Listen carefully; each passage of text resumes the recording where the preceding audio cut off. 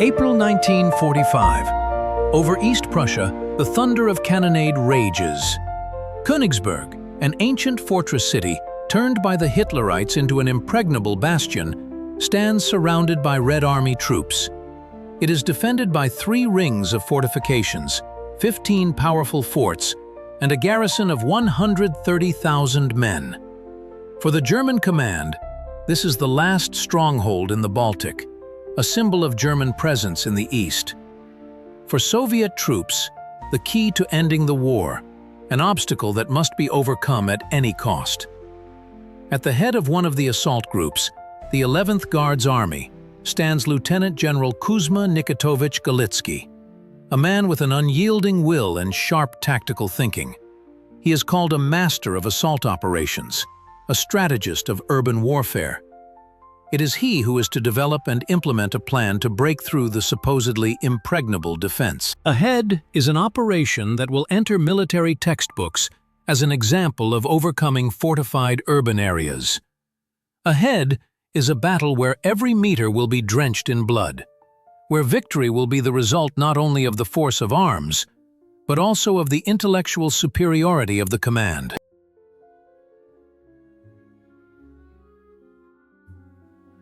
A peasant boy from Tavria.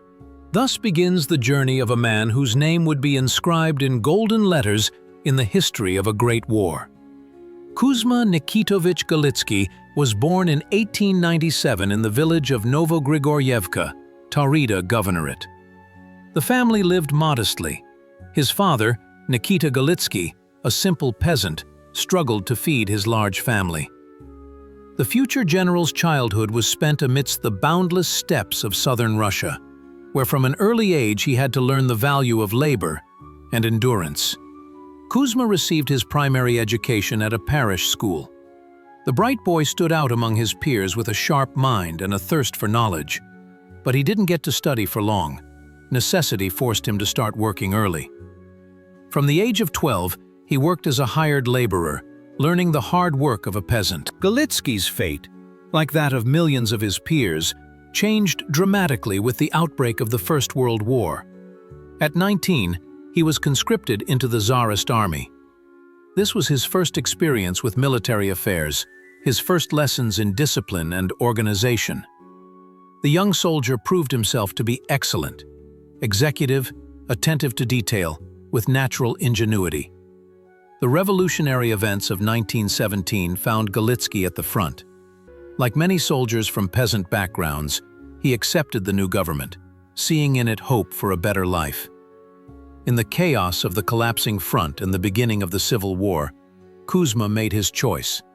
In 1918, he joined the ranks of the Red Army. It was the Civil War that became a true school of military art for Galitsky.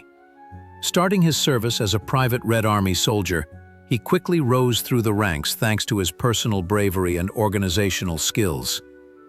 By the end of the war, Kuzma was commanding a squadron, proving himself to be a talented commander capable of making unconventional decisions in complex combat situations. During this period, the key features of Galitsky's military thinking were formed. The ability to quickly assess a situation, find enemy weaknesses, and effectively use available forces. His ability to operate in conditions of maneuver warfare, where it was necessary to react instantaneously to changes in the situation, was particularly evident. After the end of the Civil War, Galitsky, like many promising commanders, had the opportunity to study. In the 20s, he successively graduated from the Higher Cavalry School and then the Frunze Military Academy. The theoretical knowledge gained at the academy organically complemented his combat experience. In the interwar period, Galitsky's career developed rapidly. Command of various units, staff work, participation in the development of new tactical techniques, all this expanded his military horizons. The experience of commanding mechanized units proved particularly valuable, where Kuzma fully realized the importance of interaction between different branches of service. Kuzma Galitsky's pre-war service unfolded during a complex period of the Red Army's formation. In the 1930s, he continued to refine his military skills, mastering new tactics and strategies. His experience participating in the conflict on the Chinese Eastern Railway and the Soviet-Finnish War proved particularly valuable. These local clashes allowed Galitsky to test theoretical concepts in practice and develop his own approach to warfare. When the Great Patriotic War broke out, Kuzma Nikitovich met it as deputy commander of the Baltic Special Military District. The first days of the war were a severe test. Under his command were units defending Lithuania from rapidly advancing German troops.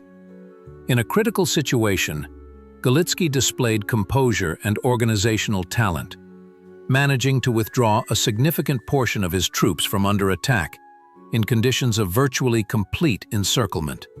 In the autumn of '41, fate led him to Moscow. Here, commanding a rifle division and then a corps, Galitsky participated in the most difficult defensive battles and the subsequent counteroffensive. It was in these battles that his talent for improvisation and ability to find solutions in seemingly hopeless situations became evident. His units not only stood to the death, but also inflicted sensitive counterattacks on the enemy. In '42, Kuzma Nikitovich was given command of the 3rd Mechanized Corps. This was a large tank formation, the management of which required special skills.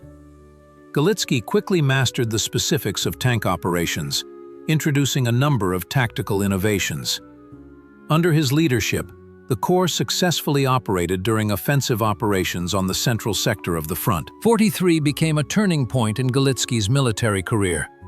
In April, he was appointed commander of the 11th Guards Army, an elite formation staffed with experienced soldiers and commanders. This was a recognition of his military talent and organizational abilities. The first serious test for Galitsky as an army commander was the Oryol offensive operation, part of the grandiose Battle of Kursk. The troops under his command broke through the enemy's heavily fortified defenses and successfully developed the offensive, liberating dozens of settlements. Here, his ability to organize the interaction of various branches of service, infantry, artillery, tanks, and aviation, was fully manifested for the first time. Galitsky's talent was particularly evident in the assault on cities. Even then, he began to develop tactics for assault groups, special units designed for urban combat.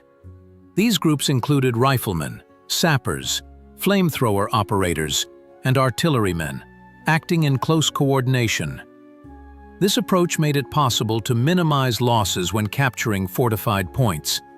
In '44, the 11th Guards Army under Galitsky's command participated in the liberation of Belarus and entered the territory of East Prussia. Here, the troops were to face powerful fortifications that the Germans had built for years. Kuzma Nikitovich carefully studied the experience of previous battles, analyzed the enemy's strengths and weaknesses, preparing his army for decisive battles. Königsberg, a city with a rich and dramatic history, rooted in the 13th century.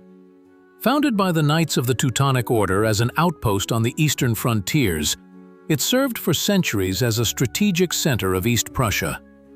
Situated on the banks of the Pregel River, near the Baltic Sea, the city occupied a key position on the region's trade routes, which determined its economic and military significance. Over 7 centuries, Königsberg transformed into a true fortified stronghold. Its fortification system began to take shape in the Middle Ages, but the most powerful fortifications were created in the 19th and 20th centuries, when the city became one of Germany's main military centers. By the beginning of the Great Patriotic War, Königsberg's defensive system was a complex, consisting of 3 concentric belts. The outer defense belt stretched for about 50 kilometers and included 15 powerful forts, located at a distance of 3 to 5 kilometers from each other. Each fort was an autonomous fortress with a garrison of up to 1,000 men, artillery armament, ammunition, and food depots. The forts had thick, reinforced concrete walls, capable of withstanding hits from large-caliber shells, deep water moats, and underground communications. Between the forts were additional fortifications: pillboxes, bunkers, anti-tank ditches, minefields, and wire entanglements. This entire system was designed to stop the advance of any army and wear it down in prolonged positional battles. The second defense belt ran along the city's outskirts and included concrete bunkers, barricades, as well as stone buildings adapted for defense. Many of them were turned into real strongpoints, with machine gun nests, artillery positions, and underground shelters. The third belt represented the central part of the city, with the citadel and the royal castle. Here, every quarter, every building was prepared for prolonged defense. Basements were connected by underground passages, barricades were erected at intersections, and the walls of many houses were reinforced with concrete and sandbags. The German command rightfully considered Königsberg an impregnable fortress. Throughout its history, the city had never been taken by storm. Hitler declared it a special defensive zone of the Reich and demanded it be held at all costs. For Nazi Germany, Königsberg had not only military but also symbolic significance. It was an ancient German city, the cradle of Prussian statehood, and a bastion of the German spirit in the East. For the Soviet command, the capture of Königsberg was a crucial strategic objective. As long as this powerful fortified area remained in enemy hands, the East Prussian operation could not be considered complete. Furthermore, the fall of such a symbolically significant fortress was expected to inflict a serious moral blow to Germany's resistance as a whole. The military-political significance of Königsberg can hardly be overestimated. Its capture opened the way to the Baltic Sea, allowed for the liberation of significant forces for the offensive on Berlin, and hastened the end of the war. But the price of this victory promised to be high. It meant overcoming one of the most powerful defensive systems of the Second World War. Before the assault on Königsberg, Kuzma Galitsky launched an intelligence operation unprecedented in its scale and thoroughness. He understood perfectly. To breach such a powerful fortress, one needed to know absolutely everything about it, from the location of firing points to the schedule of guard changes.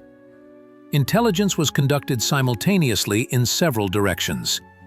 Aerial reconnaissance continuously photographed the city from various heights and angles. Reconnaissance pilots, risking their lives, descended to dangerous altitudes to capture the smallest details of the fortifications. Based on these images, detailed maps and models of the city were created, which were then used in planning. Each assault group commander could literally study their section of the assault down to the smallest detail. Agent intelligence acted no less effectively. Local residents remained in Königsberg who, for various reasons, cooperated with the Soviet command. They provided invaluable information about troop movements, the location of ammunition depots, and command posts. Particularly valuable was data on the city's underground communications, tunnels, basements, and sewer systems. Military reconnaissance was no less important. Reconnaissance groups of the 11th Guards Army regularly penetrated the front line, captured prisoners, and studied approaches to the forts. Galitsky personally instructed the scouts, setting them specific tasks to identify weak points in the enemy's defenses. Particular attention was paid to interrogating prisoners. Kuzma Nikitovich demanded that intelligence officers ascertain not only the location of units and firing points, but also the moral state of the garrison, relations between various units, and even the personal qualities of German commanders. This information was then used for psychological pressure on the enemy. Based on the collected intelligence data, Galitsky personally developed the plan for the assault on his sector. He spent hours poring over maps, analyzing possible directions of attack, assessing enemy forces, and his own capabilities. A characteristic feature of his planning was flexibility. He always provided for several courses of action, depending on the development of the situation. The main idea of the plan was the creation of powerful assault groups capable of operating autonomously in urban conditions. Each group included riflemen, sappers, flamethrower operators, and artillerymen. This composition allowed for solving any tactical tasks, from suppressing firing points to demining passages and destroying fortifications. The 11th Guards Army was to advance from the northwest, breaking through the outer defense perimeter and moving towards the city center. Galitsky chose this sector not by chance. Intelligence had revealed relatively weak points in the German defense here, where it was possible to quickly break through and develop success. Special attention in the plan was given to interaction with neighboring armies. Königsberg was assaulted by several formations at once, and coordinating their actions was crucial.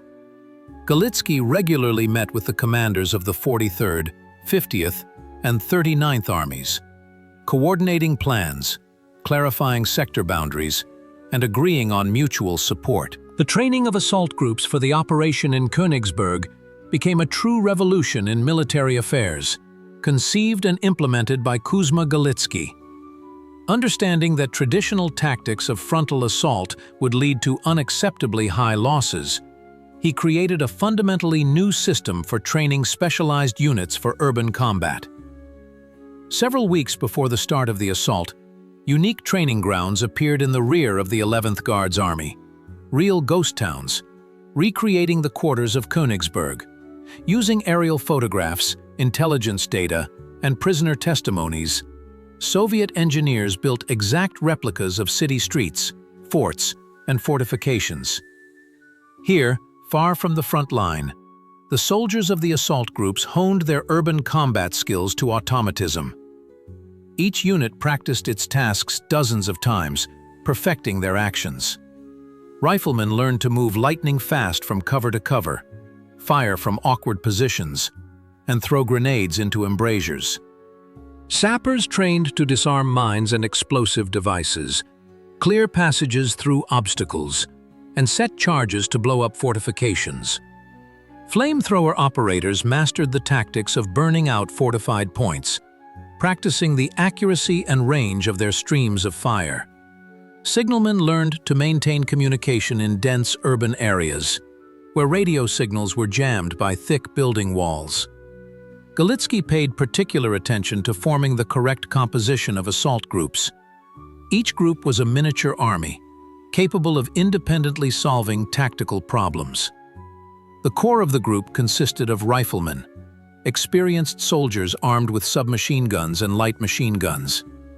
They were supported by sappers with a supply of explosives, flamethrower operators with formidable ROX flamethrowers, snipers to eliminate enemy observers, and signalmen to ensure coordination of actions. Artillerymen with light guns, 45mm or 76mm cannons, which could be quickly moved by hand, were attached to each group. Galitsky's innovation was the inclusion of flamethrower tanks in the groups, capable of literally burning out fortified buildings.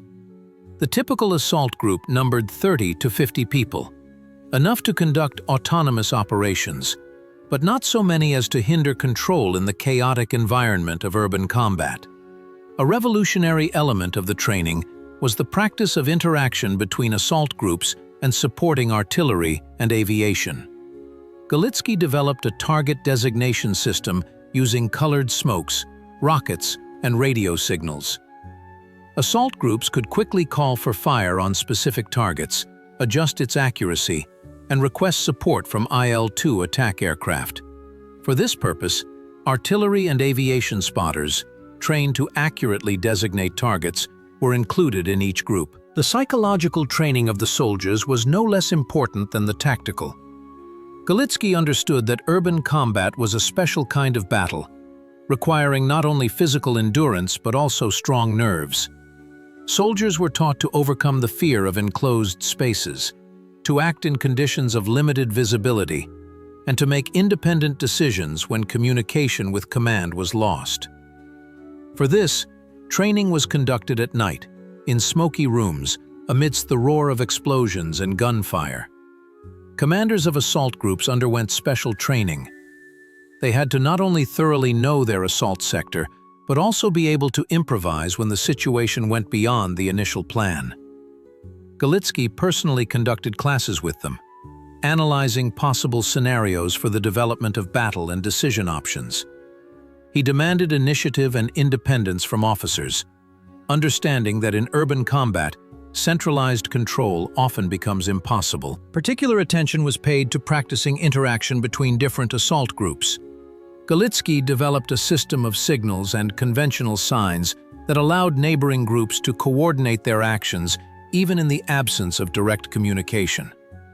Soldiers were taught to leave chalk marks on walls, indicating the direction of movement and detected dangers, to use conventional sound signals, and to recognize their own by special armbands or insignia. Galitsky's assault groups represented a unique combat mechanism, specifically designed to overcome the powerful fortifications of Königsberg. Their structure was the result of a deep analysis of urban combat and the commander's creative military thinking. A typical assault group numbered 25 to 40 men and had a balanced composition, ensuring autonomous operations in the most complex conditions of urban battle. The core of the group consisted of riflemen, 8 to 10 experienced fighters, armed with PPSH submachine guns and Degtyarev light machine guns. They provided the main firepower of the group and protected the specialists. Each rifleman carried an increased ammunition load, up to 10 drums for the submachine gun and at least 5 hand grenades of various types.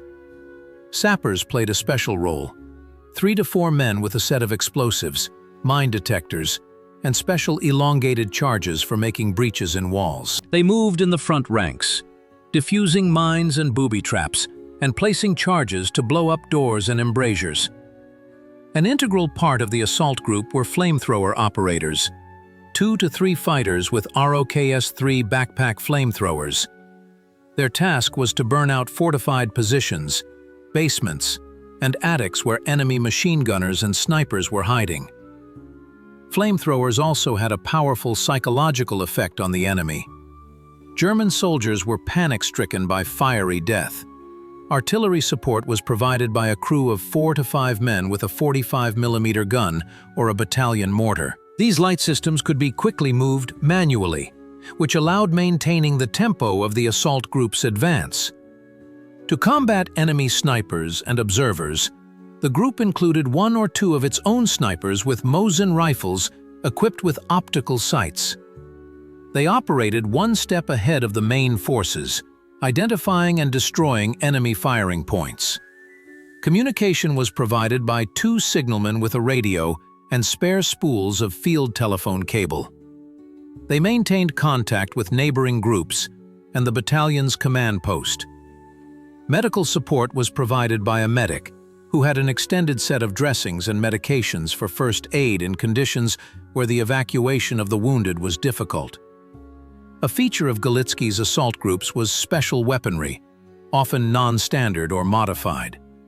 Fighters received reinforced body armor, made from steel breastplates that protected against shrapnel and bullets. For combat in enclosed spaces, cut-down Mosin rifles were used, a compact but powerful weapon capable of penetrating doors and light partitions.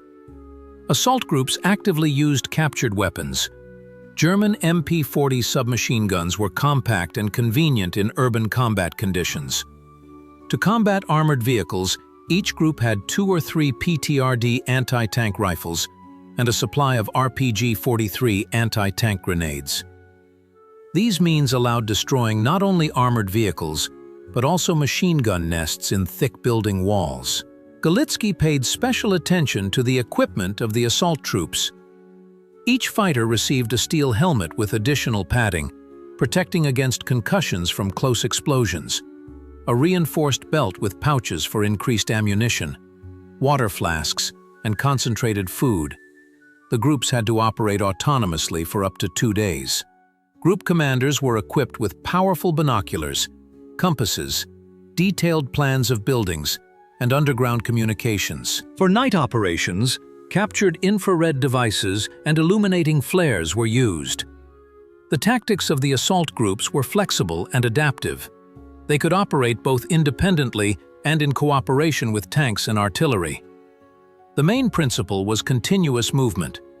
The group should not stop before an obstacle, but seek bypasses or quickly overcome it.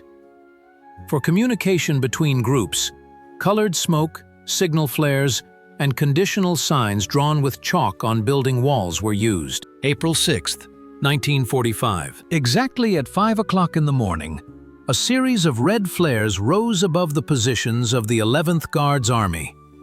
In the next instant, thousands of guns opened fire on the fortifications of Königsberg. The decisive assault on the impregnable fortress had begun. The artillery preparation lasted 2 hours. Heavy shells crushed the concrete of the forts, tore apart barbed wire, and destroyed machine gun nests. The earth trembled from the continuous explosions. Kuzma Galitsky observed this fiery maelstrom from the command post, located on a small elevation. His face remained calm, but tension could be read in his eyes. He understood that one of the decisive moments of the war was beginning. At 7 o'clock in the morning, the artillery fire was suddenly shifted deeper into the enemy's defenses. This was the signal for the attack. Assault groups, hidden in trenches and craters, surged forward. Sappers advanced first, clearing passages through minefields. Behind them were riflemen, flamethrower operators, and crews with light guns. Support tanks, covered by smokescreens, advanced along the main roads. Galitsky immediately directed the main strike at the junction between Forts No. 5 and No. 6. Intelligence had revealed a relatively weak spot in the enemy's defenses here. The Germans did not expect an attack through the swampy lowland and had not managed to create a continuous line of fortifications. The assault groups of the first echelon, overcoming fierce resistance, had penetrated the defenses to a depth of up to 2 kilometers by 9 o'clock in the morning. A breach was formed, into which the second echelon of attackers was immediately introduced. By noon, the advanced detachments of the 11th Guards Army had advanced another kilometer and began to encircle the forts from the flanks and rear. Galitsky carefully monitored the development of the situation, constantly adjusting the plan of attack. When reconnaissance reported that the Germans were transferring reserves from neighboring sectors, he immediately increased pressure in these directions, preventing the enemy from maneuvering forces. Simultaneously, aviation launched strikes against identified strongholds and artillery positions. At 1400 hours, a critical moment of the battle occurred. The Germans, realizing the danger of a breakthrough, threw a tank group from the Fortress Command's reserve into a counterattack. 20 armored vehicles, supported by infantry, attempted to cut off the breakthrough Soviet units. Galitsky had anticipated such a development. By his order, the artillery immediately concentrated fire on the direction of the counterattack. Simultaneously, anti-tank reserves and assault aviation entered the battle. The German counterattack faltered, losing more than half of its tanks. By 1600 hours, Fort No. 5 was completely surrounded. Assault groups, using flamethrowers and explosives, began methodically suppressing firing points. Specially trained assault detachments broke inside through embrasures and ventilation shafts. Fierce battles ensued in the casemates and underground corridors. By 1800 hours, the resistance of the fort's defenders was broken. More than 300 soldiers surrendered. Fort No. 6 held out longer, but its fate was also sealed when sappers blew up the main gates and assault groups stormed inside from different directions. By the end of the day, the outer perimeter of Königsberg's defenses in the sector of the 11th Guards Army's offensive had been breached on a front about 5 kilometers wide. Soviet troops had advanced inward to a distance of up to 4 kilometers, capturing 2 key forts and several strongholds. Galitsky did not stop the offensive with the onset of darkness. Specially trained night assault groups, equipped with lighting devices and night vision equipment, continued to methodically clear fortified buildings and dugouts. The first day of the assault showed the effectiveness of Galitsky's developed tactics. Losses were significantly lower than expected, and the pace of the offensive exceeded calculated figures. The outer perimeter of the fortress, considered impregnable, was breached in 1 day. Ahead was an even more difficult task: breaking through the city blocks to the center of Königsberg. The Königsberg forts presented a real puzzle for the attacking troops, These monumental structures, erected by German engineers in the 19th century and modernized before the war, seemed impregnable. Thick concrete walls, capable of withstanding heavy shell hits, deep water-filled moats, multi-tiered firing systems. All of this made a frontal assault suicidal. But Kuzma Galitsky found the key to these bastions. A fort is not a monolith, but a system of interconnected elements. Find the weak link, and the whole chain will crumble, he told the commanders of assault groups. Galitsky developed a multi-stage tactic for neutralizing forts, combining fire suppression, isolation, and targeted assault. The first stage was fire suppression. Before the attack, each fort was subjected to massive shelling by heavy artillery.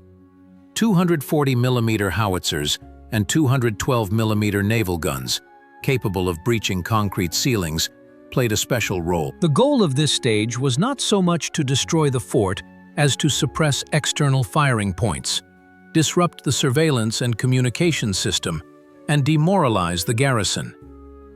Simultaneously with the artillery preparation, the isolation of the fort began. Special groups of sappers and riflemen blocked all approaches to the structure, mined possible escape routes for the garrison, and cut underground communications. The most important task was to cut off the fort from neighboring fortifications, depriving it of support. After this, assault groups came into action.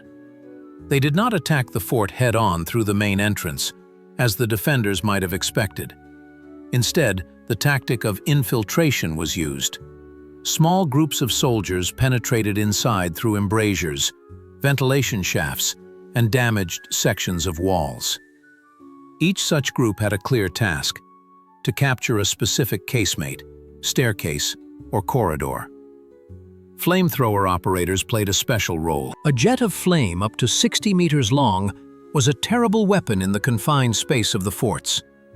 One flamethrower volley could incinerate an entire casemate or corridor, leaving the defenders no chance of survival. The psychological effect of fire was no less important. Many garrisons surrendered as soon as they saw the first jets of flame. Tanks were used as mobile firing points. They approached the fort walls closely and fired directly at embrasures and observation posts.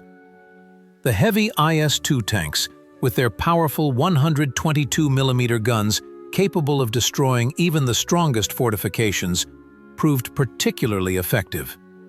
Interestingly, during the assault on Fort No. 5, Galitsky employed a trick worthy of the ancient Romans. Under the cover of night, sappers built an improvised embankment across the water-filled moat. At dawn, the fort's defenders watched in horror as Soviet tanks approached the gates via this embankment. The psychological effect was devastating. The garrison panicked, allowing assault groups to break in with minimal losses. Fort No. 3 was taken thanks to another of Galitsky's innovations. Assault groups used smoke bombs to create a dense screen around the structure. Under its cover, sappers laid demolition charges at the base of the wall and detonated it. Assault groups, armed with submachine guns and flamethrowers, rushed into the resulting breach. The battle in the underground corridors continued for several hours, but its outcome was predetermined. The coordination of various branches of service during the assault on the forts was perfected by Galitsky. Artillery, tanks, infantry, and aviation acted as a single mechanism.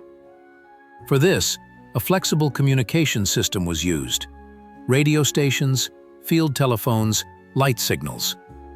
Each commander of an assault group had direct contact with artillery observers and could call in fire on a specific target within a minute.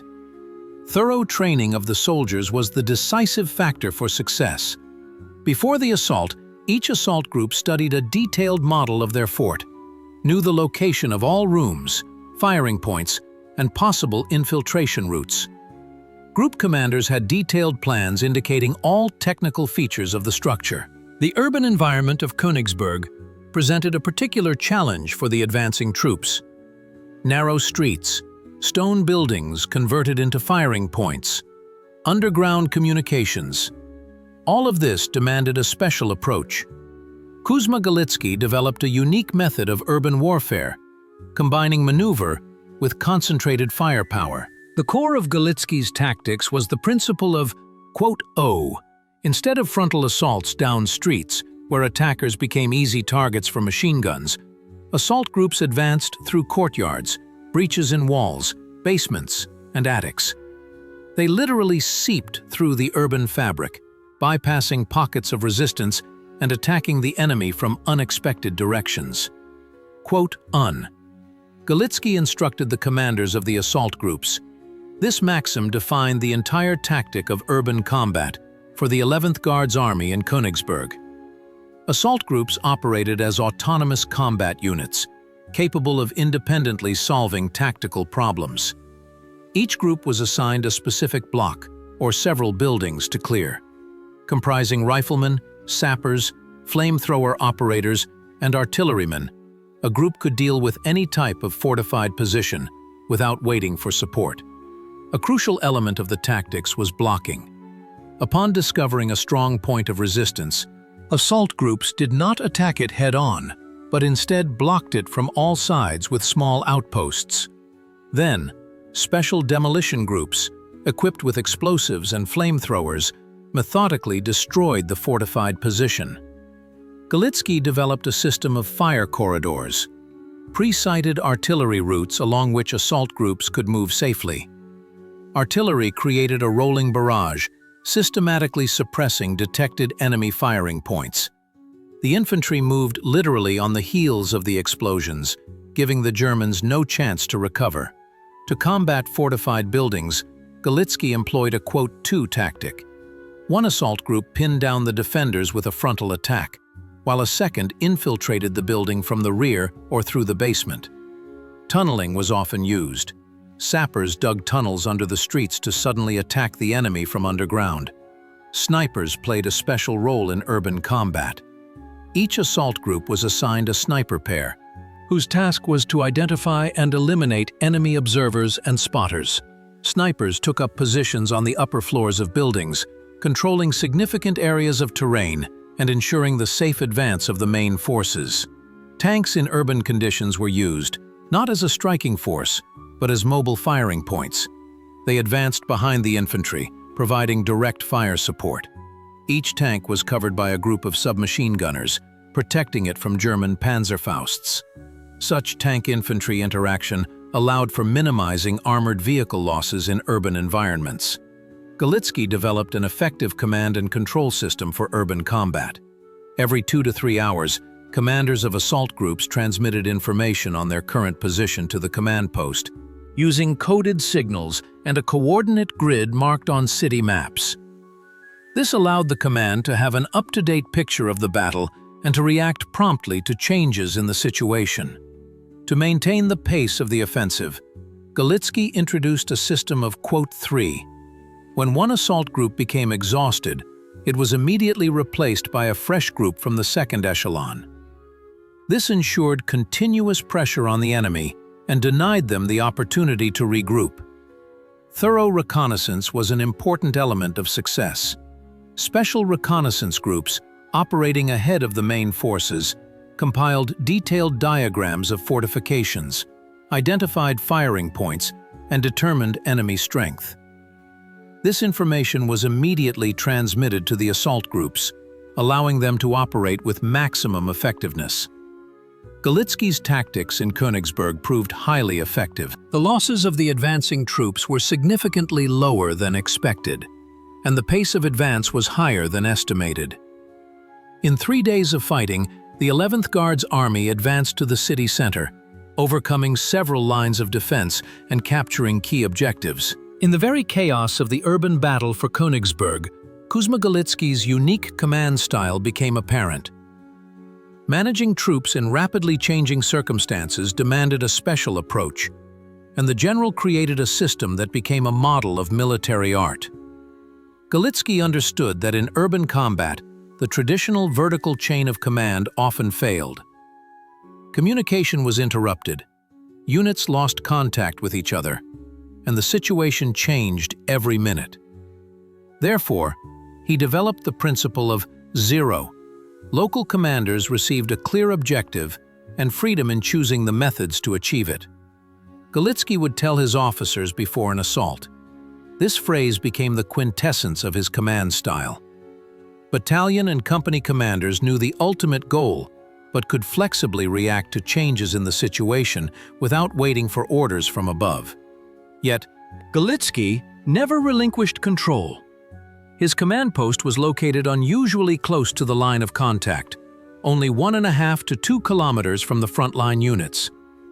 This allowed the general to personally observe the course of the battle and make prompt decisions. A unique feature of Galitsky's style was his personal presence at critical sections.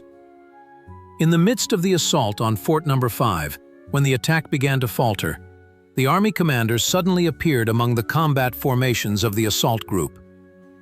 His presence instantly changed the mood of the soldiers. The attack resumed with new vigor. A veteran of the 11th Guards recalled, "When we saw the general nearby, under fire, all doubts disappeared. If the army commander is here, then we will definitely break through." This personal example had a colossal effect on the morale of the troops. To maintain control in the chaos of urban combat, Galitsky created a multi-level communication system. Each assault group had a radio station connected to the battalion's command post. Battalions maintained communication with regiments, and regiments with divisions. But the main innovation was the liaison officers, specially trained commanders who moved between units and transmitted orders even when technical means failed. For visual control, Galitsky used a system of colored flares and smokes. Each color had its meaning. Red, artillery support needed. Green, path clear. Yellow, strong resistance point detected. This allowed for coordination even in the absence of radio communication. In urban combat, timely information became particularly important. Galitsky created a network of forward observation posts, from where information about the enemy flowed directly to the army headquarters, bypassing intermediate instances. This gave the army commander an up-to-date picture of the battle and allowed for prompt reactions to changes. Coordination between different branches of service was achieved through a system of liaison officers. Representatives of artillery and aviation were present with each assault group, having direct communication with their units. They could immediately call for fire or an airstrike on identified targets without waiting for approval through a long chain of command. Galitsky introduced the practice of daily coordination meetings with division and regimental commanders. These were held in the evening hours when the intensity of fighting decreased. At these meetings, the results of the day were analyzed, plans were adjusted, and interaction problems were resolved. Commanders received first-hand information and could ask questions directly to the army commander. Galitsky paid special attention to reserves. He always kept mobile groups at hand, ready to immediately move to a threatened sector. These reserves were not rigidly tied to specific tasks, but were used flexibly, depending on the development of the situation. In critical moments of the Königsberg assault, Galitsky displayed amazing intuition, unerringly determining the direction of the main thrust. When, on April 8th, the Germans launched a powerful counterattack in the area of the railway station, the army commander foresaw it and reinforced that sector with anti-tank artillery in advance. The counterattack faltered, and the pace of the Soviet offensive did not decrease. The morning of April 9, 1945 began with a massive artillery strike on the central part of Königsberg. Kuzma Galitsky gave the order for the decisive assault. During the night, his staff had received intelligence that the German command was preparing the last line of defense around the royal castle and administrative buildings. Time was working against the fascists. With each passing hour, their situation became more hopeless. The assault groups of the 11th Guards Army, having received clear instructions, rushed towards the city center. Galitsky employed a pincer tactic. The main forces advanced from the northwest, while special detachments, having passed through underground communications, attacked from unexpected directions. The German command was in disarray. Soviet troops appeared where they were completely unawaited. "The main thing now is not to let the enemy recover," Galitsky told the commanders gathered for the morning briefing. "Tempo! Only tempo will decide the outcome of the operation." Coordination between the various armies assaulting Königsberg reached perfection that day. Galitsky's 11th Guards Army advanced from the northwest, the 43rd from the north, the 39th from the south, and the 50th from the southwest. The ring inexorably tightened. Galitsky maintained constant contact with the commanders of other armies, coordinating strikes and redirecting artillery fire. By noon, Galitsky's assault groups had broken through to the square in front of the royal castle, the symbolic center of Königsberg. A fierce battle unfolded here. The Germans had turned the ancient building into a veritable fortress, installing machine guns and mortars on its towers. Galitsky personally arrived at the forward observation post to direct this critical stage of the assault. "The castle must not be stormed head-on, but surrounded and cut off from supplies," he ordered. This tactic proved correct. Instead of incurring losses in a frontal attack, the assault groups blocked all exits from the castle and methodically suppressed enemy firing points. At 14 hours 30 minutes, a turning point occurred. Soviet assault groups captured Königsberg's central radio station. The Germans lost the ability to coordinate the actions of their scattered units. Chaos reigned on the airwaves. Individual garrisons now operated without unified command. Galitsky immediately took advantage of the situation. By his order, an appeal to the German troops to lay down their arms began to be broadcast via the captured radio station. Simultaneously, messages about the hopelessness of resistance and guarantees of life preservation for those who surrendered were broadcast through loudspeakers installed at forward positions. The psychological impact proved no less effective than the firepower. By 16 hours, individual groups of German soldiers began to emerge with white flags. Galitsky issued a strict order to treat all who surrendered correctly, providing food and medical aid. This had a chain reaction effect. Seeing that prisoners were treated humanely, more and more enemy units surrendered. At 17 hours, a message arrived at Galitsky's command post. A German officer with a white flag was approaching the front line. It turned out to be General Otto Lasch, the commandant of Königsberg. Galitsky immediately went to meet him. The historical moment of the garrison's capitulation had to be properly recorded. The meeting took place in a small, surviving building on the outskirts of the central part of the city. Galitsky, dressed in his dress uniform, carried himself with dignity, but without arrogance. He understood the historical significance of the moment. For the first time in 7 centuries, Königsberg capitulated to the Russian army.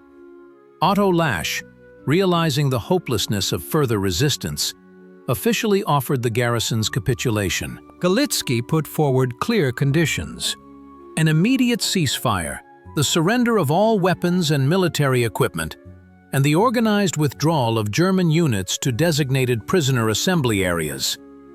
After signing the act of capitulation, Galitsky ordered this information to be immediately transmitted to all units of the 11th Guards Army and neighboring formations.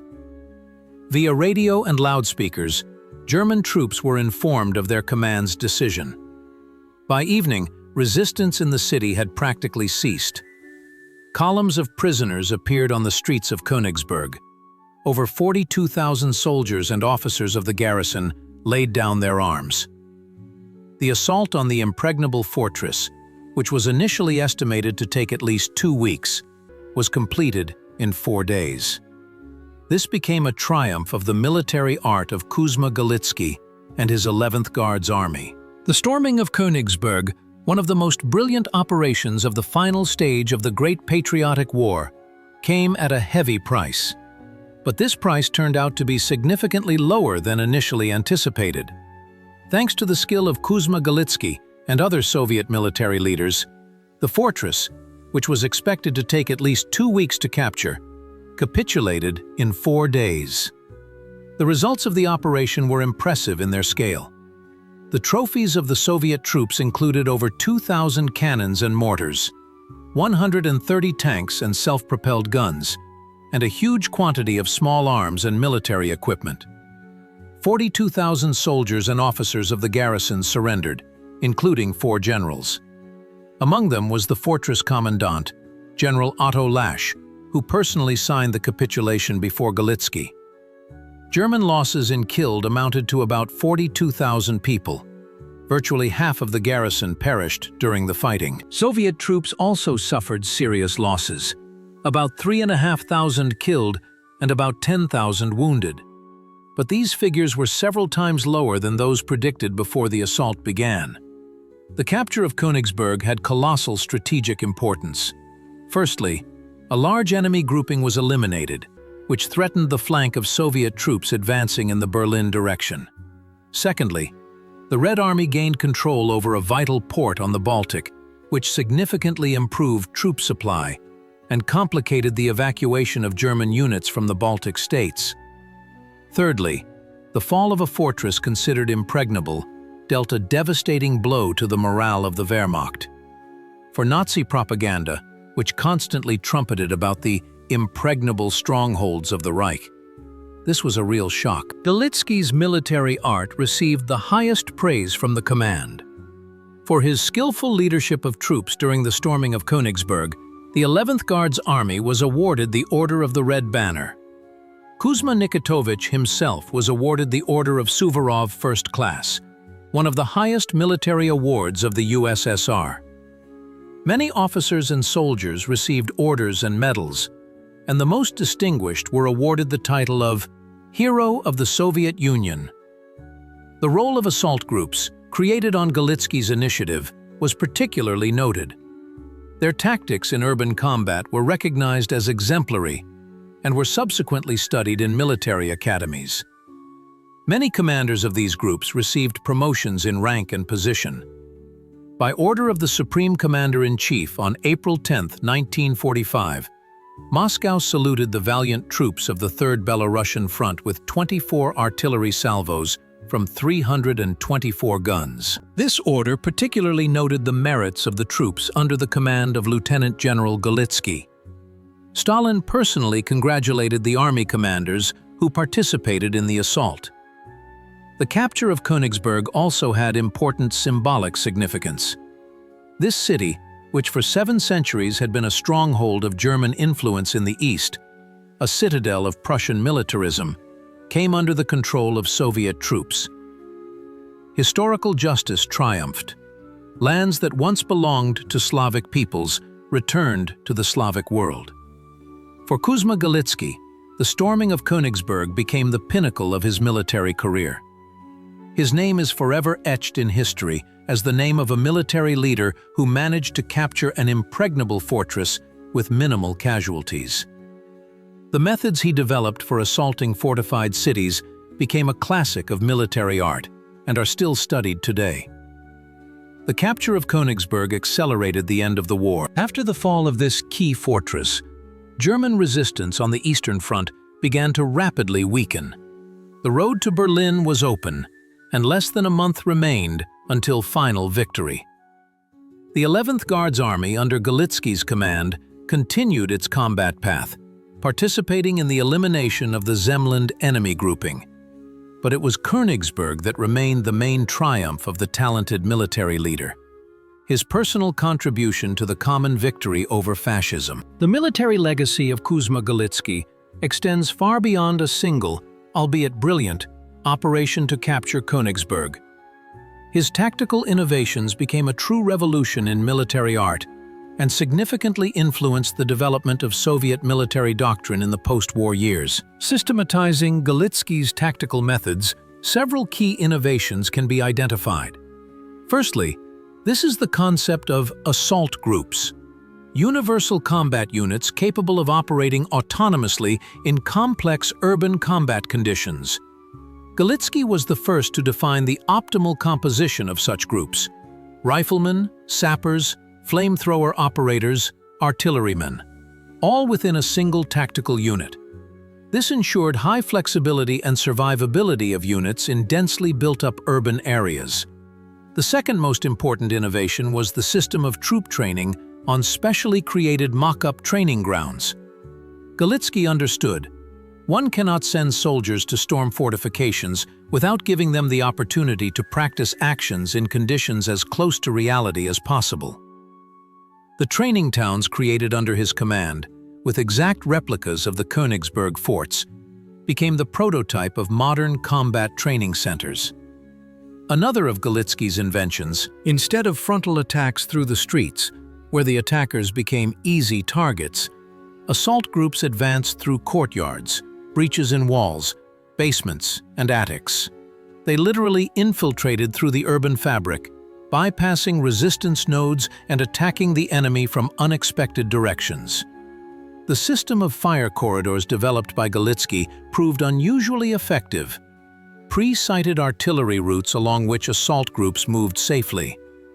Artillery created a wall of fire, sequentially suppressing detected enemy firing points. The infantry moved literally on the heels of the explosions, giving the Germans no time to recover. Comparing Galitsky's tactics with the methods of other military leaders, one cannot help but note their uniqueness. While many commanders continued to rely on massive frontal attacks, Galitsky opted for maneuver, surprise, and pinpoint strikes. If, during the storming of Berlin, Soviet troops under the command of Zhukov and Konev suffered significant losses breaking through fortified areas, in Königsberg, Galitsky managed to capture an equally fortified city with minimal losses. It is interesting to compare Galitsky's approach with the tactics of American troops during the storming of Japanese fortifications in the Pacific theater of operations.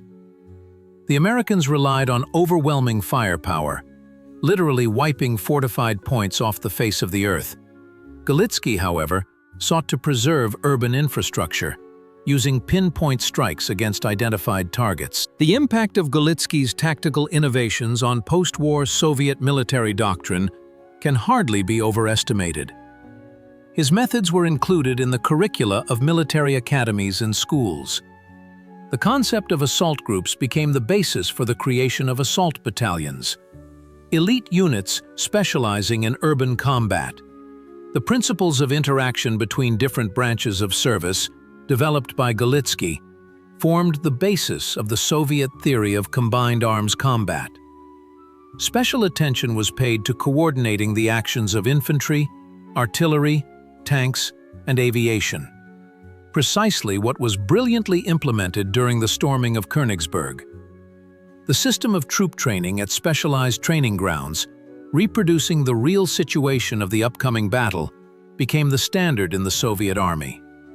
Training centers, modeled after Galitsky's training grounds, operated in all military districts. What is especially important, Galitsky's tactical developments did not remain a museum exhibit.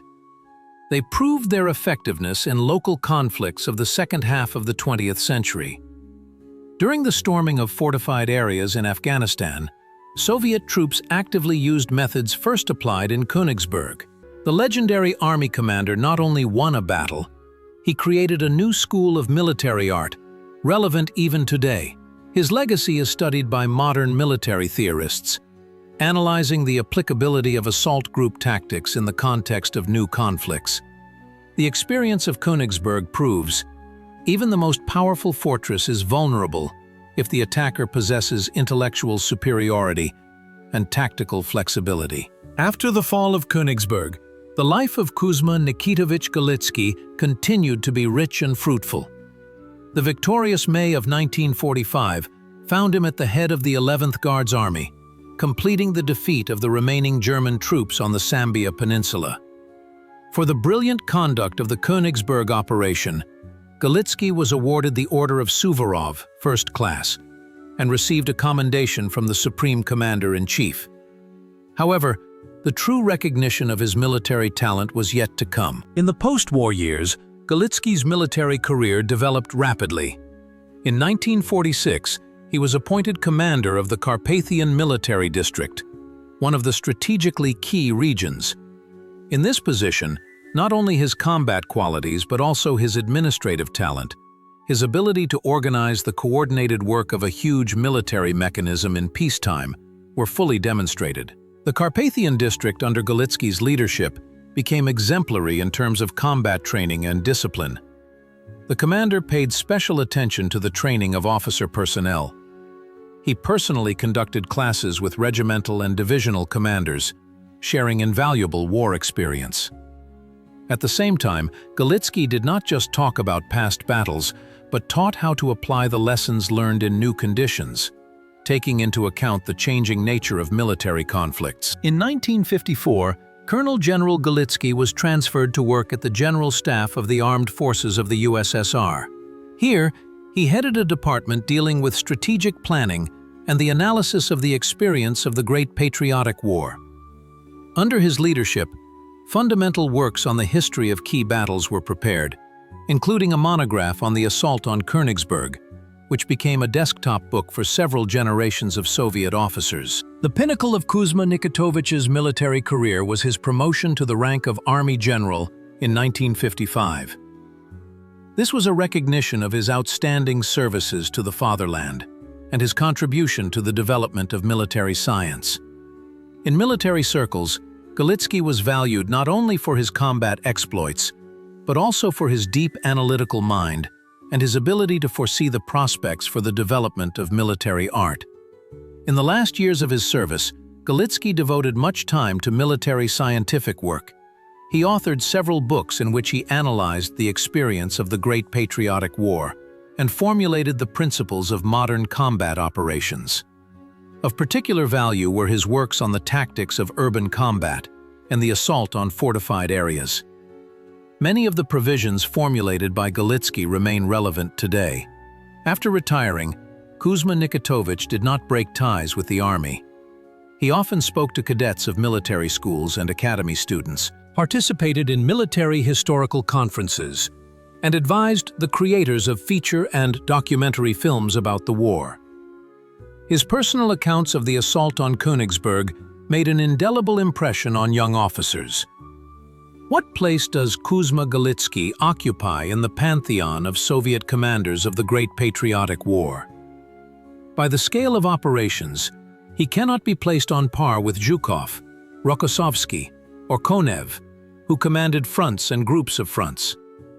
However, in terms of tactical skill, in his ability to minimize losses when solving the most complex combat tasks, Galitsky, undoubtedly, belongs to the outstanding military leaders of his time. His talent was particularly evident in the specific field of military art, the assault on fortified cities. Here he became a true innovator, developing fundamentally new approaches that saved thousands of lives of Soviet soldiers. The legacy of Galitsky for modern military art is difficult to overestimate.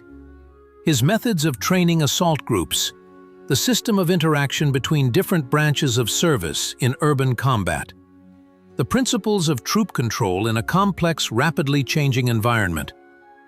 All this became part of the golden fund of military science. And today, military academies study the experience of the Königsberg operation as an example of competent planning and conduct of an assault on a fortified city. Kuzma Nikitovich Galitsky passed away in 1973, leaving behind a memory as an outstanding commander and military theorist. His name is immortalized in the names of streets in Kaliningrad, formerly Königsberg, and other cities of Russia. Monuments and memorial plaques have been erected, but his military works and methods, which still retain practical value, remain the main monument.